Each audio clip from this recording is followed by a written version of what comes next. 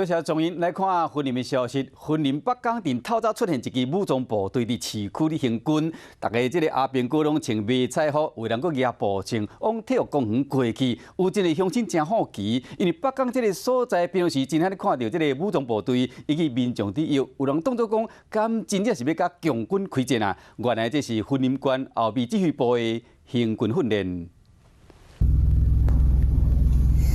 透早北港街路出现几支武装部队，大个军人拢穿迷彩服，头顶更开手举步枪伫街路行，对北港公园路行向北港体育公园一带，大家拢无讲话，变做一个队形。上头前举头旗的，搁举步兵部队的旗啊。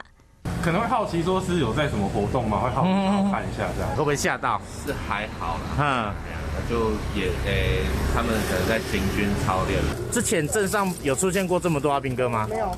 因为北港遮平常时毋捌出现过武装部队，民众拢真好奇，阁有人掠准真正要和强军开战。毋过详细看，即几位军人有的头毛较长，而且敢若阁有年色，有的阁有美女刀，看起来年岁较大，无像正规军队。查那个武器装备跟人数有没有到齐？原来这支部队是云林县后备指挥部教调的后备军人，当咧行军训练。这批大约有几百人，伫时到北港公园进行例行性操演。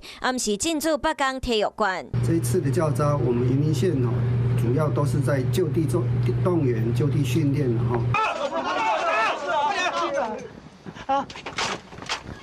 武力犯台了吗？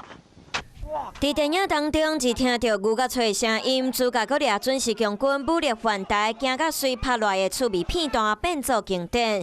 最近两岸情势真紧张，又搁是伫大选进程的敏感时刻，武装部队透早伫街路行军嘛引起地方讨论。华视新闻看起来，赶快订阅我们的华视新闻 YouTube 频道，欢迎按赞、订阅、开启小铃铛，最新最及时的资讯要提供给你。